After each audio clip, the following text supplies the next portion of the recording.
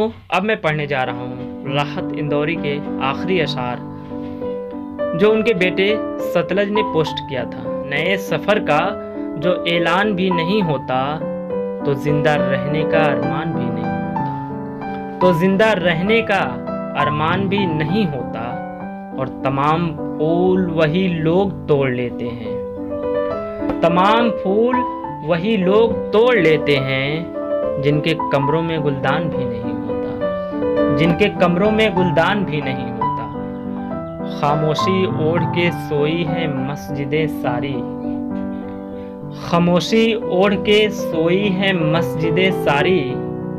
किसी की मौत का ऐलान भी नहीं होता, किसी के मौत का ऐलान भी नहीं होता। और आखिरी शेर देखें कि वबा ने काश हमें भी बुला लिया होता, और शायद यही दुआ उनकी कबूल हो गई। वबा ने काश हमें भी बुला लिया होता तो हम पर मौत का एहसान भी नहीं होता। वबा ने काश हमें भी बुला लिया होता तो हम पर मौत का एहसान भी नहीं होता।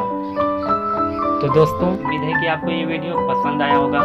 अगर आपको ये वीडियो पसंद आए तो प्लीज़ हमारे चैनल को सब्सक्राइब कर लें और बेल आइकन प्रेस करना ना भूलें, ताकि आने वाली वीडियो का नोटिफिकेशन आपको मिलता रहे।